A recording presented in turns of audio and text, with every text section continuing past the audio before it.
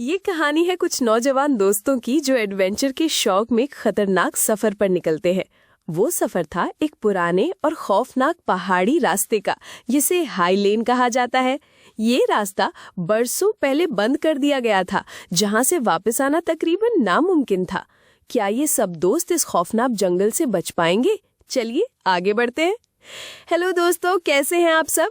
मैं हूँ रिया और आज एक नई और दिलचस्प कहानी आपके सामने लेकर आई हूँ, तो सब्सक्राइब जरूर करें और हमारे साथ जुड़े रहिए। कहानी का आगाज होता है एक ग्रुप से। इस ग्रुप में 2 लड़के और 2 लड़कियां शामिल थीं। क्लोए और लोएक एक प्यार करने वाला जोड़ा है, मगर इनके रिश्ते में काफी दिनों से तनाव है। लोएक एक एंग्शियस और खामोश तबीयत का लड़का है, जबकि क्लोए बाहर से मजबूत लेकिन अंदर से टूटी हुई है। इनके साथ और भी दोस्त मौजूद हैं। करीन, जो एक टफ और बहादुर लड़की है, और फ्रेड, जो सबसे ज्यादा जोशीला और एडवेंचर का दीवाना है। इसी दौरान क्लोए का एक पुराना दोस्त भी इनके साथ आता है। उसका नाम गिलेम है। गिलेम बहुत इमोशनल है और पहले क्लोए के साथ उसका ताल्लुक रह चुका है, मगर क्लोए को उसका आ जाना बिल्कुल अच्छा नहीं लगता। सफर पर निकलने से पहले सब दोस्त एक यादगार तस्वीर लेते हैं। फिर उनकी गाड़ी जंगल की तरफ रवाना हो जाती है। जंगल पहुंचने के बाद सब पैदल सफर शुरू करते हैं। फ्रेड खुशी से कहता है, हम पहाड़ की चोटी पर जाएंगे और शाम तक वापस आ जाएंगे। रास्ते में गिलेम क्लोए के करीब आता है। वो कहता है, माजी को भूल जाओ, मैं तुम्हारे साथ फिर से दोस्ती करना चाहता हूँ। मगर क्लोए खामोश रहती है। जब वो थोड़ा आगे आए तो रास्ता बंद था। फ्रेड पहाड़ पर चढ़ने लगता और कहता है कि मैं ऊपर जाकर देखता हूँ कि आगे रास्ता कैसा है। फ्रेड ऊपर पहुंचकर अपने दोस्तों को आवाज देता है कि आ जाओ, रास्ता मिल गया, सबको यहाँ से चढ़ना होगा। वो इनके लिए रस्सी नीचे फेंकता है। अब सब रस्सी को पकड़कर ऊपर चढ़ने लगते हैं। बड़ी मुश्किलों से वो चट्टान के दूसरी तरफ पहुंच जाते हैं। अब उन्हें आगे जाने का रास्ता भी मिल जाता है। वो हैकिंग के जरिए पहाड़ के रास्ते आगे बढ़ने लगते हैं। अब ये पहाड़ का रास्ता बहुत तंग था। ये छोटा सा रास्ता था जहाँ जगह जगह लोहे की तारें लगी हुई थी। वो काफी इंजॉय कर रहे थे। थोड़ी दूर जाकर उन्हें एक पुराना और टूटा हुआ लकड़ी का पुल मिला। सब रुक गए। गिलेम ने कहा, मैं पहले पार करता हूँ, अगर पुल ठीक हुआ तो तुम सब आ जाना। पुल हिल रहा था। क्लोए ने डरते हुए कहा, ये पुल मुझे ठीक नहीं लग रहा, हम क्यों ये रास्ता ले रहे हैं? फ्रेड ने जवाब दिया, ये एडवेंचर है, पीछे हटना बुज़दिली है। गिलेम जैसे तैसे पुल पार कर गया। फिर सबने एक एक करके क्रॉस किया, लेकिन वो नहीं जानते थे कि पुल के पार उनकी किस्मत बदलने वाली थी, जिसे अबूर करना पड़ता है। यहीं से उनके खौफ का आगाज होता है। क्या ये सब सिर्फ एडवेंचर है या फिर किसी छुपी हुई दहशत का आगाज? फिर बाकी ग्रुप भी एक एक करके आगे बढ़ने लगते हैं। अब रह जाती है करीन, जो अभी भी पुल के बीच में मौजूद थी। अचानक एक जोरदार आवाज आती है। पुल की एक लकड़ी टूट जाती है और सब चीख पड़ते हैं। कैरन अपनी हुक के सहारे केबल से लटकी हुई है। फिर उनका एक दोस्त रस्सी फेंकता है, जिसे कैरन पकड़ लेती है और वो सब मिलकर उसे खींचकर ऊपर ले आते हैं। और कैरन रोने लगती है। उस पुल को अबूर करना उन सबके लिए सिर्फ एक जिस्मानी आजमाइश नहीं थी, बल्कि मानसिक तौर पर भी एक धचका था। सबके चेहरों पर खौफ, शक और बेयकीनी के आसार वाजे होते जा रहे थे। नक्शा देखने पर उन्हें पता चलता है कि वापसी का कोई दूसरा रास्ता नहीं है। अब उनके पास आगे बढ़ने के सिवा कोई चारा नहीं था। इसी दौरान ग्रुप में बहस शुरू हो जाती है। वो सब दोबारा हिम्मत करते हैं और आगे बढ़ते हैं। चट्टानों पर चढ़कर ऊपर जाने लगते हैं, जबकि बाकी दोस्त नीचे केबल के सहारे आगे बढ़ रहे थे। उसी टाइम एक दोस्त का पैर अचानक एक ट्रैप में फंस जाता है। वो जोर जोर से चिल्लाने लगता है।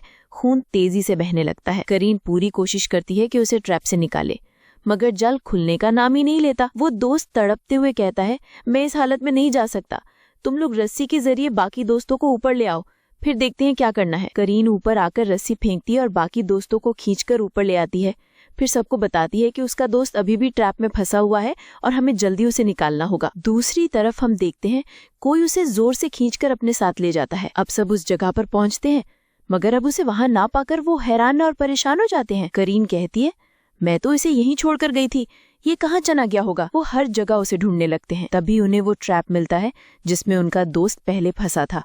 ये देखकर सभी बहुत घबरा जाते हैं। गुस्से से क्लोए का दोस्त चिल्लाने लगता है और करीन को कहता है, तुम्हारी दोस्त की वजह से ये सब हुआ है, अगर वो यहाँ आने की जिद न करती तो हम यहाँ ना फंसे होते। इस पर करीन भी उस पर चिल्लाने लगती है, ये पहले ही हमारे लिए दर्द-ए-सर था, अब और मुसीबत न बढ़ाओ। तब बाकी दोस्त समझाते हैं, आपस में लड़ने का कोई फायदा नहीं, रात होने वाली है, हमें यहाँ से निकलना है और करीन के दोस्त को भी ढूंढना है क्योंकि सारा सामान उसी के बैग में है। इसीलिए सब लोग जंगल में आगे बढ़ने लगते हैं अपने दोस्त को ढूंढने के लिए, मगर उसका कुछ पता नहीं था। क्लोए और गिलेम के दोस्त की किसी बात पर बहस हो जाती है, फिर ये बहस हाथापाई में तब्दील हो जाती है। क्लोए उन्हें छिड़ाने के लिए आगे बढ़ती है, मगर वो एक गड्ढे में गिर गई। ये देखकर सब जल्दी से गड्ढे के पास आते हैं और आवाज देते हैं, लेकिन आगे से कोई जवाब नहीं आता। गड्ढा भी बहुत गहरा था और अंधेरा भी था। कुछ देर बाद कैरन रस्सी के सहारे नीचे गड्ढे में जाने लगती है। वहां लोहे का जालनुमा कोई ऐसी चीज भी होती है।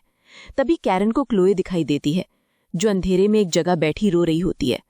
नीचे गिरने की वजह से कोई लोहे की नोकीली चीज उसके बाजू में लग गई थी। वो दर्द की शिद्दत से हिल भी नहीं पा रही थी। कैरन एक बहादुर लड़की थी। उसने वो लोहे की नोकीली चीज निकाली और क्लोए को बाहर ले आई। अब वो सब परेशान थे कि कोई हम पर नजर रख रहा है। अब सब दोस्त हमें जंगल में फ्लैशलाइट की मदद से अपने दोस्त को ढूंढ रहे होते हैं। मौसम भी खराब है, बारिश भी हो जाती है। कैरन रोने लगती है। क्लोई और बाकी दोनों उसे तसल्ली देते हैं, हौसला रखो, हम इसे यहाँ से ढूंढकर ही वापस जाएंगे। ये लोग रस्सी से खुद को आपस में एक दूसरे के साथ बांधकर आगे बढ़ते हैं ताकि अलग ना हो जाएं और एक साथ रहें।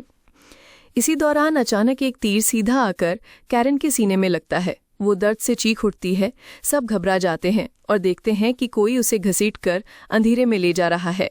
फ्रेड गुस्से में चिल्लाने लगता है, ये कोई शिकारी है, ये इंसानों को जानवरों की तरह शिकार बना रहा है। ग्रुप के बाकी दोस्त पीछे भागने की कोशिश करते हैं, मगर बारिश और अंधेरा रास्ता मुश्किल बना देता है। कुछ दूर जाकर उन्हें जंगल के बीच एक पुराना सा कैंप नजर आता है। वहां टूटी फूटी हड्डियां बिखरी पड़ी थी, जले हुए लकड़ी के टुकड़े थे और एक बदबू हर तरफ फैली हुई थी। ये सब देखकर उनके रोंगटे खड़े हो जाते हैं। ये किसी आम आदमी का कैंप नहीं था, ये किसी कातिल का ठिकाना लग रहा था। वो सब डरते डरते अंदर बढ़ते हैं। उनका दिल धड़क रहा था क्योंकि ये जगह साफ बता रही थी कि यहाँ कोई खतरनाक शख्स रहता है। घर के अंदर जाते ही वो सब चौंक जाते हैं क्योंकि एक दोस्त वहां जख्मी पड़ा मिलता है। वो उन्हें देखकर कुछ कहना चाहता है, मगर चंद लम्हे बाद ही उसकी सांस रुक जाती है। अपने दोस्त को इस तरह मरते देखकर तीनों को बहुत दुख होता है। क्लोई रोते हुए अपने दोस्त से लिपट जाती है। तीनों बाहर निकलने का सोचते हैं, मगर गियोम कहता है कि पहले बैग ढूंढना होगा। गियोम कहता है कि जरूरी सामान बैग में है, इसीलिए उसे पहले लेना होगा। क्लोई का दोस्त मना करता है, कहता है यहाँ रुकना खतरनाक है। इसलिए गियोम अकेला ही घर के बेसमेंट में चला जाता है और बैग तलाश करने लगता है। वहां वो भयानक मंजर देखता है, जानवरों को मारकर लटकाया गया है। वो घबरा जाता है, मगर बैग तलाश करता रहता है। आखिर उसे बैग मिल जाता है, लेकिन साथ ही वो ये भी देखता है कि वहां इंसानों के कटे हुए सर भी लटके हुए हैं। ये देखकर वो शदीद खौफजदा हो जाता है। वो समझ जाता है कि वो शिकारी इंसानों को भी मार रहा है। गियोम जल्दी से बैग लेकर बाहर निकलता है। जैसे ही वो ऊपर आता है, क्लोई का दोस्त उसे बैग छीन लेता है और उसे धक्का देकर वापस बेसमेंट में गिरा देता है। दरवाजा बंद कर देता है और जबरदस्ती क्लोई को साथ ले जाने लगता है। लेकिन तभी उनके सामने वो खतरनाक इंसानी दरिंदा आ जाता है, जो दोनों को टांग मारकर नीचे गिरा देता है। वो इंसानी दरिंदा गियोम को क्लोई पर गिरा देता है और क्लोई के दोस्त को मारने लगता है। क्लोई अपने दोस्त को बचाने के लिए इंसानी दरिंदे पर हमला कर देती है, लेकिन वो भी उसे बुरी तरह मारने लगता है। क्लोई का दोस्त अपने दोस्त की मदद करने के बजाय डर के मारे वहां से भाग जाता है। वो इंसानी दरिंदा क्लोई को बेहोश करके बेसमेंट में बांध देता है। दोनों सोचते हैं कि हम यहाँ से कैसे निकलें। तब वो महसूस करते हैं कि वो इंसानी दरिंदा ऊपर गया है और गियोम के दोस्त को काटने ले जा रहा है, क्योंकि वो आदमखोर है। दोनों घबरा जाते हैं और रस्सी खोलने की कोशिश करते हैं। गियोम बनी कोशिश के बाद रस्सी खोल लेता है और बाहर निकलने की कोशिश करता है। दरवाजा बंद होता है। तभी वो सुनता है कि वो दरिंदा क्लोई को मारने के लिए जा रहा है। इतने में लोइक आ जाता है और दरिंदे के सर पर पत्थर मारता है और इस मौके से क्लोई किसी तरह अपने आप को खोल लेती है और फिर बेसमेंट का दरवाजा खोलकर गियोम को बाहर निकालती है। दोनों मरते मरते बचे थे, इसीलिए एक दूसरे को गले लगा लेते हैं। इसके बाद गियोम बोलता है कि हमें यहाँ से जल्दी निकलना होगा, वो दरिंदा फिर से आ सकता है। क्लोई यहाँ पर कैरन की लाश देखती है और अपने दोस्तों की इस तरह मौत होते हुए देखकर दोनों बहुत रोते हैं, लेकिन उनके पास कोई रास्ता नहीं होता है सिवाय यहाँ से भागने का। फिर आगे सुबह का सीन देखते हैं, जहाँ लोई कभी भी अपनी जान बचाने के लिए भाग रहा होता है, क्योंकि वो इंसानी दरिंदा अभी भी उसके पीछे पड़ा हुआ है। इधर गियोम और लोइक भी क्लोई को ढूंढने के लिए निकल पड़े थे, पर वो इंसानी दरिंदा अपने वेपन में तीर रेडी करता है और लोइक पर चलाना शुरू कर देता है और एक तीर जाकर लोइक के पैर में लग जाता है, जिससे वो दर्द के मारे तड़पने लगता है, लेकिन फिर भी वो भागना बंद नहीं करता। और जाते जाते एक ढलान के पास पहुंच जाता है। तभी वहां पर वो इंसानी दरिंदा भी आ जाता है और उसे मारना शुरू कर देता है। लोइक भी उसके साथ लड़ने की कोशिश करता है, फिर एक पत्थर उठाकर उसके फेस पर मारना शुरू कर देता है और किसी तरह उसे बचते हुए ढलान पर बनी एक सीढ़ी पर जाकर लटक जाता है। ये देखकर वो इंसानी दरिंदा भाग जाता है।